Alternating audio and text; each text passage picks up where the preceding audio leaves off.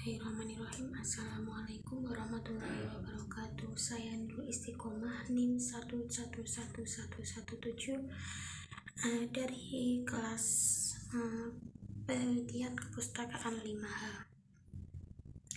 Di sini saya akan menjelaskan mengenai studi kepustakaan atau cara dari penelitian kepustakaan. Baik, yang pertama mengenai tinjauan pustaka itu sama dengan telaah literatur. Terus apa pengertiannya dari telaah literatur atau review literatur? Bahwasanya kumpulan teori yang mendasari identifikasi, penjelasan, dan pembahasan masalah penelitian. Sedangkan telaah pustaka atau review literatur yaitu mengumpulkan teori, kemudian memberikan komentar, kritik, dan perbandingan dengan teori lain yang terkait dengan masalah penelitian. Sedangkan apa yang dimaksud dengan tinjauan pustaka? Tinjauan pustaka adalah peninjauan kembali pustaka-pustaka yang terkait. Pustaka sendiri artinya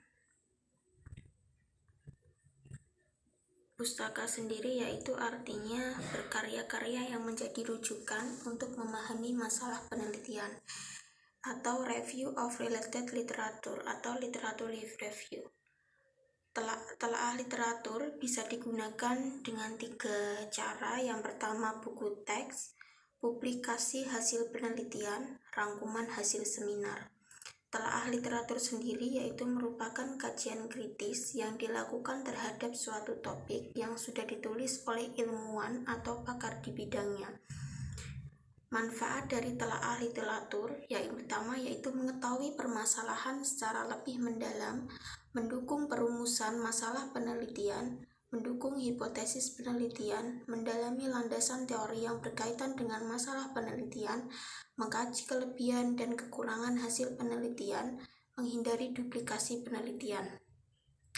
Sedangkan prosedur telaah literatur yaitu penelusuran kepustakaan, mengkaji kepustakaan terpilih, menyusun dan mengembangkan kerangka teori, menyusun dan mengembangkan kerangka konsep. Lalu penelusuran kepustakaan yang pertama dengan cara menentukan sumber kepustakaan, yang kedua menentukan teori dan konsep yang akan ditelusuri, yang ketiga mengumpulkan sumber pustaka yang relevan dan terkini atau up to date, yang keempat melakukan seleksi awal atau screening terhadap sumber pustaka yang telah terkumpul. Selanjutnya mengkaji kepustakaan terpilih, yang pertama dengan cara membaca secara mendalam dan memahami literatur untuk menentukan teori yang akan melandasi penelitian. Yang kedua, melakukan telaah kritis atau critical appraisal terhadap jurnal yang telah dipilih. Yang ketiga, menentukan teori yang akan digunakan sebagai landasan penelitian. Lalu cara-caranya dalam menyusun kerangka teori. Yang pertama, penjelasan tentang teori yang dijadikan landasan dalam suatu penelitian. Yang kedua, rangkuman dari berbagai teori yang dijelaskan dalam tinjauan pustaka. Yang ketiga, gambaran asumsi-asumsi teoritis yang digunakan untuk menjelaskan fenomena. Lalu contoh dari kerangka teori ada dalam PPT yang saya buat. Yang pertama, stimulus vokal, itu ada 2 abilitas flag, ada kehilangan kemampuan beraktivitas, gangguan komunikasi. Lalu ada stimulus kontekstual, yaitu ketidakjelasan tentang penyakit stroke, diagnosis dan prognosis. Lalu yang kedua, ketidakpuasan terhadap sistem pelayanan kesehatan. Yang ketiga, hambatan akses ke pelayanan kesehatan. Lalu ada juga stimulus kontekstual, yaitu pengalaman sakit di mana lalu pola coping di masa lalu. Lalu ada mekanisme coping, ada perilaku adopsi, terus ada model keperawatan integratif, serta karakteristik individu. Yang pertama ada status fungsional, ada persepsi kesehatan normal, kualitas hidup pasien untuk menghindari dari penyakit stroke, dan yang ketiga yaitu karakteristik lingkungan. Lalu menyusun kerangka konsep. Dengan berbagai cara dalam menyusun kerangka konsep. Yang pertama, dengan penjelasan tentang konsep-konsep yang terkandung di dalam asumsi teoritis yang digunakan untuk mengabstraksikan unsur-unsur yang terkandung dalam fenomena yang akan diteliti. Lalu yang kedua, menggambarkan hubungan di antara konsep-konsep yang akan diteliti. Yang ketiga, menggambarkan variabel-variabel yang menjadi fokus investigasi dalam suatu penelitian. Contoh dari kerangka konsep ada di dalam PPT yang saya buat. Ini mengambil jurnal mengenai kesehatan, yaitu dari kemampuan fungsional atau ADL, disabilitas fisik, depresi, dia menjadi kualitas hidup pasien pasca stroke, lalu jenis stroke, lama menderita stroke, usia, dan pendidikan. Urutannya seperti ini: telaah pustaka, kumpulan teori, kerangka konsep, variabel penelitian, definisi operasional variabel. Telaah pustaka yaitu penelusuran, pemilihan, dan kritisi pustaka yang akan dijadikan sebagai landasan penelitian. Lalu kumpulan teori yaitu sekumpulan teori yang relevan, yang jelas dengan topik penelitian. Yang ketiga, kerangka teori yaitu menampilkan skema teori yang digunakan sebagai kerangka dalam penelitian. Yang keempat, kerangka konsep yaitu menampilkan beberapa konsep yang ingin diteliti dan skema hubungan di antara konsep-konsep tersebut, yang mana dikenal juga dengan istilah kerangka kerja penelitian. Lalu yang kelima, variabel penelitian yaitu penjabaran dari suatu konsep sehingga dapat diamati dan diukur.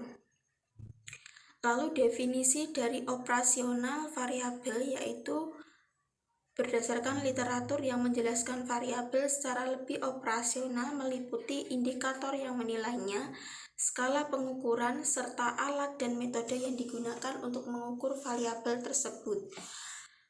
Lalu kerangka berpikir itu ada kerangka teoritis, kerangka konseptual, kerangka operasional atau devrasional.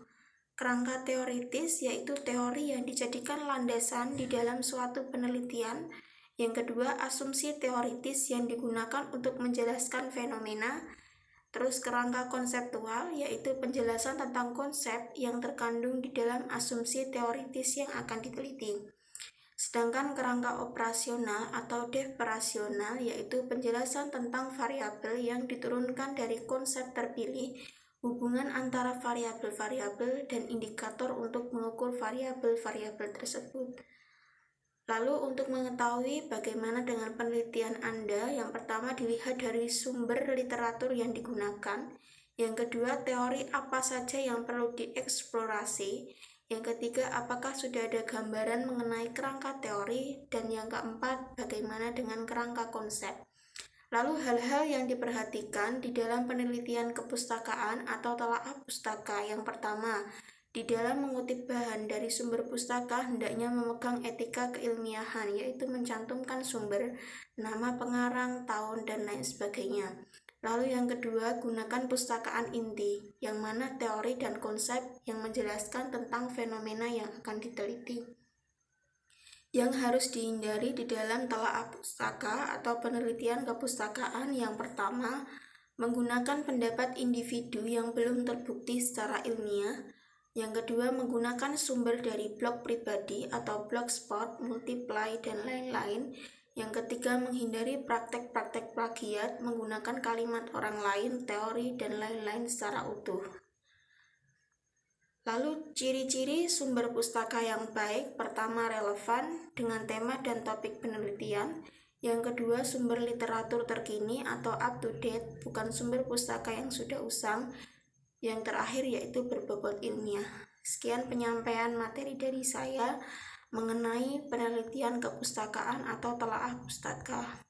Assalamualaikum warahmatullahi wabarakatuh.